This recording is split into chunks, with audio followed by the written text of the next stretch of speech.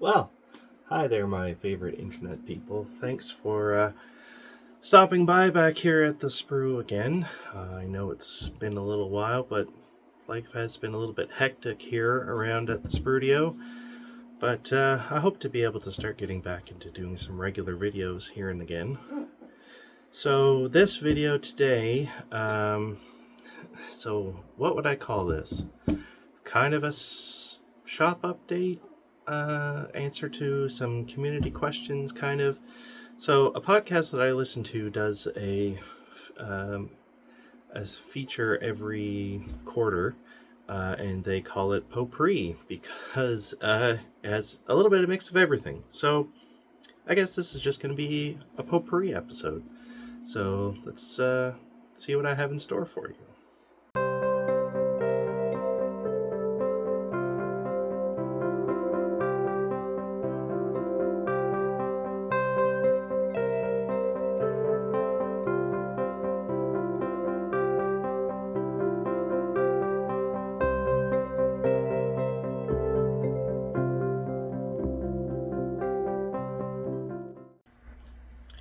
All right, so one of the community questions, sort of, that I kind of wanted to address came from Blue Ox Model Shop. Jason had a community question posed to him, actually, I suppose it was, asking about tattoos. So, if you've been watching this channel for a little while, you have seen my hands and you have seen my tattoos. So I thought for those that might be interested, I would kind of give you guys a view of what I got. So on this arm, which is my left and non-dominant arm, because I'm right-handed, like statistically most of you. So on this arm here, I have tattoos for my two kids. So this is my eldest. She is a Gemini, Kaylee. This is her birthday, and this is some artwork that I picked out to represent the zodiac sign of Gemini. The original tattoo was just this with an outline, and then after Isaac was born and got him added, we filled this one in, did the watercolor and the script with the names and the birthdays. So this is my youngest, Isaac, his birthday, and he's an Aquarius. So this is a symbol representing the Aquarius zodiac. And then on this arm here, this one, I can't say that it's my favorite tattoo because of what it means, but I mean, it's very special to me. So this is for my dad. This was done in memory of him. So this is his zodiac. He was an Aries. So we have the Aries zodiac, and then this is supposed to be, if you can kind of see it, the actual stars for the constellation Aries and how it appears in the sky in the northern hemisphere. And then this is actually his signature. So I had a version of his signature from his passport that I scanned in and supplied to the artist, and he was able to trace it, like enlarge it and trace it to do it on my tattoo. And so this is his first day and his last day, unfortunately. And although they are of similar styles, it's actually two different artists. The girl that did this arm, at the time that I went and got this done, she had moved away and was working in another city, so she was not available to me. So I contacted another fellow, and he was highly recommended for also doing the watercolor background kind of thing. So I reached out to him, and I got that one. So that's all that I have for tattoos so far. Planning to get some more, as always. Same with model kits. Your favorite tattoo is the next one. So the other community comment, I guess you could call it, that I wanted to address. So Tim Brown and Lucas C have done some videos on the glues that they use. So I thought I would interject my 5 cents, because I'm Canadian and we don't have pennies anymore, so I can't give you 2 cents. The least I can give you is 5. But much like everybody else, I use the good old, to me, extra thin. This is the regular version. Yeah, so this isn't the quick set. Also, so this is a 3D printed little base that I bought from Hobby Center. It's a hobby shop in Ottawa, I think. They sell stuff through their website. Anyway, so to me, extra thin for most of my gluing needs. And then also I have the regular Tamiya cement.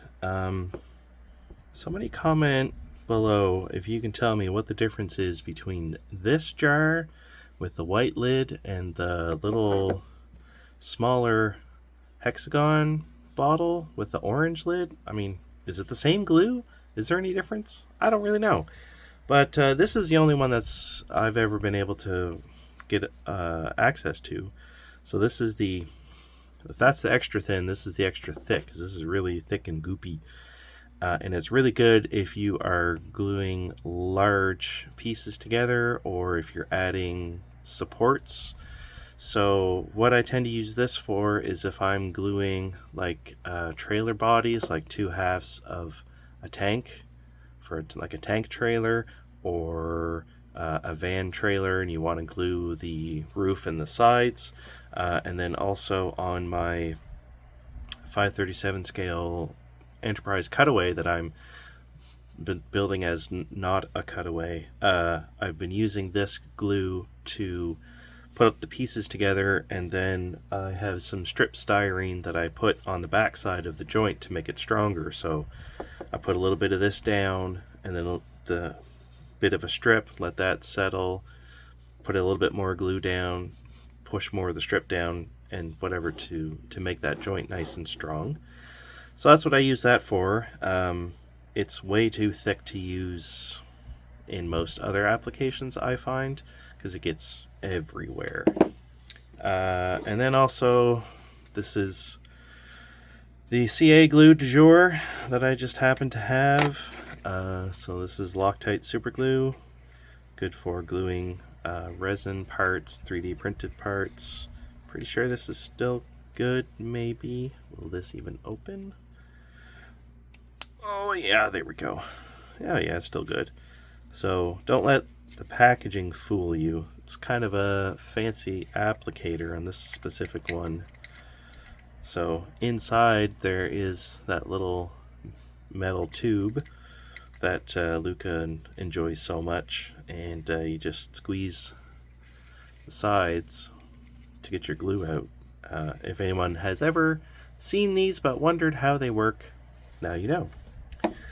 And then finally, for gluing clear parts together, I've had some good luck using this stuff so far. So this is the Revell Contact to Clear transparent parts glue. I had to put a piece of Tamiya tape here on the back because the labels are peeling off. So this stuff is pretty good. It dries really clear. The only downside is that with this bottle, oh, there is an applicator. Why did I think that there wasn't one? Well, anyway, so you get an applicator in there, just like most other stuff. Well, I was about to make a fool of myself if I hadn't opened that. So yeah, those are the glues that I use.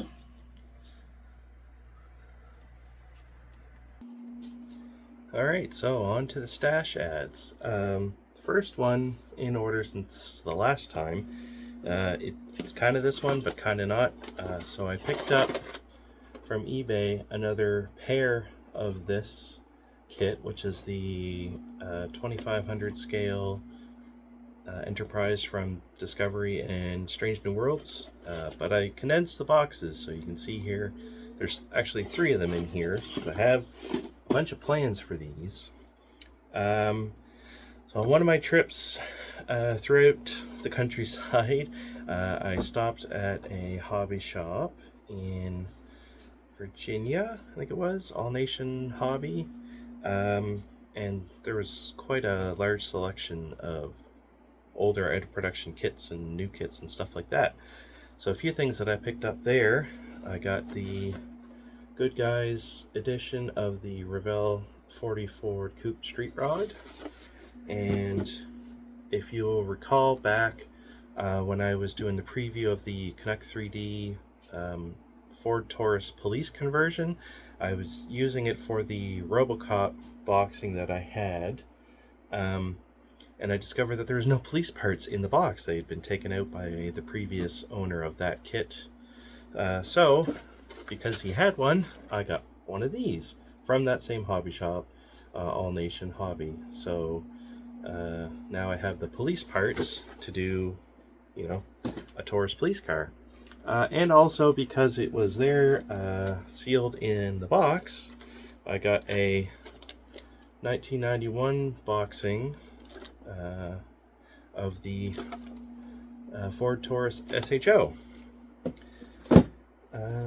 You know, these are some of the cars that I grew up in and around, and when I first started driving, we had a Taurus sedan, so always kind of got a soft spot for those. And then moving along, more eBay purchases. I picked up, so this is the, what year is this one? 2008 boxing of the 1/650 scale Enterprise kit. So this is the very first Star Trek model kit from the original series. This is the most recent boxing of it. And then I also, from the same seller on eBay actually, I picked up, this is a big heavy box. So this is the 1/1400 scale Enterprise D, the Galaxy class kit. So this is the original boxing from 1987. So keep adding to the Star Trek stash, and I keep threatening to build some of these one of these days, and I will get to it. And then unfortunately, in the meantime, since I last did a stash update or video, anything that, well, wasn't the Testers and Boyd series, unfortunately I received news that my good friend John Dezan had passed away. It was definitely not expected. And when it came to John,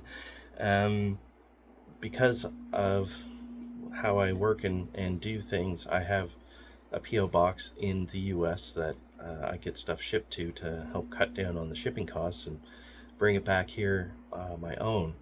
So I had intercepted a pair of kits that were supposed to go to John, and unfortunately he never got them. So I guess I've kind of inherited them for now. John was really fond of what he called the tiny trucks. So those are the 32nd scale big rig kits. And one of them is this one here. So this is the Kenworth's cab over Aerodyne and 40-foot van trailer. Van? Yes, this is a dry van. So this is, it has Brute Fabergé Racing livery. Probably not going to use that. And then also to go with the 25th scale Volvo N10 that I've got up there, there's also the 32nd scale Volvo N10 with a 40-foot reefer trailer. See, the box art on this one is kind of deceptive because, well, when it comes to the monogram kits, all of the monogram ones had plastic hollow tires, so the back side of the tires is open and it's not very accurate or eye-appealing. The AMT Erdl Matchbox kits were normally advertised with rubber tires. And on this box art build, you can see the trailer has rubber tires and this truck has rubber tires. But unfortunately, in the box, the trailer has rubber tires, so there's 8 rubber tires, and then the 10 tires for the truck are hard plastic. Cue Price is Right horn. But there is a solution for that. Already in inventory, I have a set of these. So these are the Fujimi. The Fujimi wheel pack.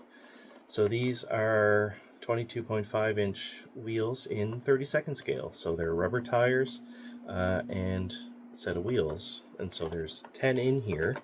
So I think I'm going to use that with the Volvo. So look forward to that one of these days. What came next in order? Oh yeah, from Hobby Emporium, I think. I picked up the latest reboxing of the Monogram Pontiac Fiero. This is Monogram kit originally. Now it's in a Revell box, but when it comes to domestic kits anyway, Revell Germany is a whole different ball game. When you see Revell plus 24th scale, it's a Monogram kit. And then also from eBay, I got the most recent reissue of the Ambassador Class Enterprise C. This one here, 1/1400 scale. It's molded in translucent plastic for lighting purposes. So I have a solid plastic version of that kit that I'll practice on first, build that one, and then move on to try to do some lighting effects. And then also the most recent reissue of the 1/350 scale Bird of Prey. So this is from the Search for Spock. Well, so it's labeled as being for Search for Spock, but the most recent reissue, this one here, they did add some parts for landing gear. So you can do the landing gear and the passenger ramp on the underside, which was featured in Star Trek IV, The Voyage Home. So that's going to be interesting. There are some upgrade parts available for this kit that, among other things, will allow you to move the wings after it's assembled. Like the kit has the building options. The wings can go in 3 different positions, and when you build it, you pick one and build it that way. But there are aftermarket parts available to make it so that you can still pose the wings after it's already assembled. So looking forward to looking into doing that. I have watched some videos of a build up incorporating those parts. So it's kind of something that I'm interested in wanting to try. And then also more not as bad news, but unfortunate news. Come to find out that the Model King is retiring. So he's no longer going to be a dealer or working with other model companies to do, special releases and whatnot. But I did manage to get in probably my last order from the Model King. So I was able to get the most recent Mercury Comet release. So this is the 65BFX. This is the drag car with the small block Ford engine. And then also, newly released to the market, the Mobius 47 Chevrolet kits. So these are originally by Galaxy Limited. These are, they were tooled and produced in Korea, and I think it's Academy that they are working with that is handling the production of these. But from the Model King, I was able to get the Aero sedan.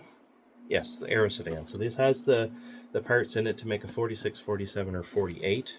So I got the Aero sedan from the Model King, and I got the coupe from the Model King. But unfortunately, he was out of stock on the sedan delivery. So when I got these in, and found out that the sedan delivery wasn't available, I fired over a message to Brian at Hobby Emporium, and I was like, "Hey, do you happen to have any of the sedan deliveries?" He's like, "Yes, I have one, and I'll set it aside for you." So here it is, the Chevrolet sedan delivery. I think all three of these have the parts to make it 46, 47, yeah, all 3 years.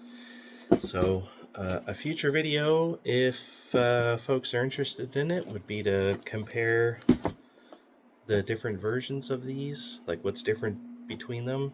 I think it's mostly just the body. I haven't looked into them too much yet, but if that's something that everyone is interested in, I can certainly do that. So, leave your comments down below, and that might get on the roster for some future videos.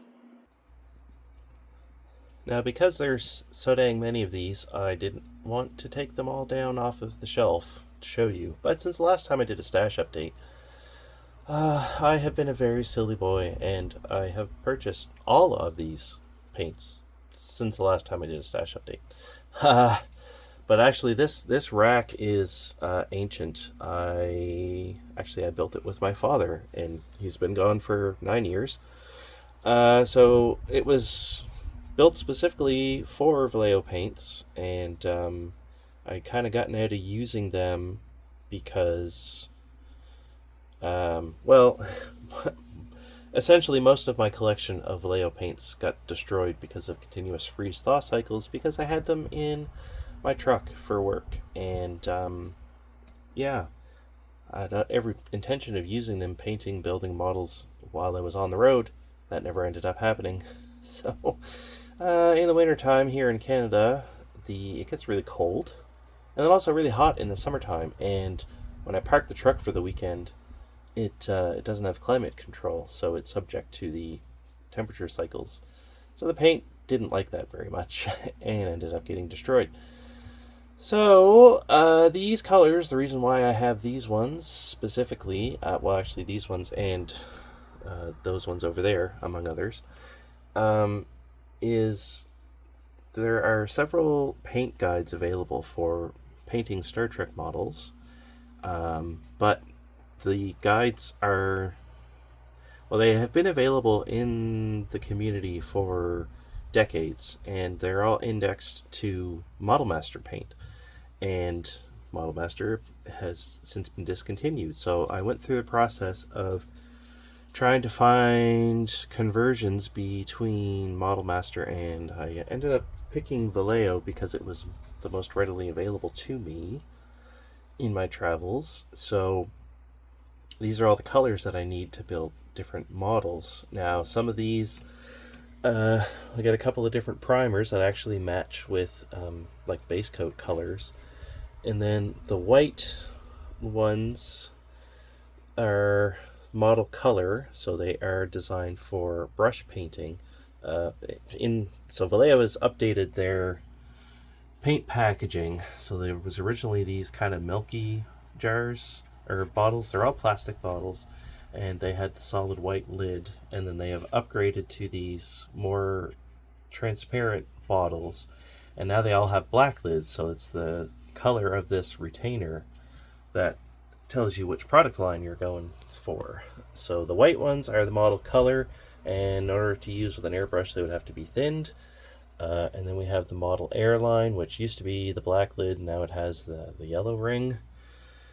And then we have some game color, which has the red ring. And then the express color has a red ring. Or no, orange, sorry, because the game color has the red, the express color has orange, game air has green, and then this metal color here, copper. That is going to be for painting the flex chiller grills on Starfleet nacelles. So all these colors are different colors that you need for different ships. I have these colors for what are they for? They're for Starfleet ships, so like Excelsior class, Ambassador class, Galaxy class, Constitution class, and then also Klingon, Kronos 1, and Birds of Prey. So that's what all these colors are for. And both versions of the Constitution, so the refit and the original.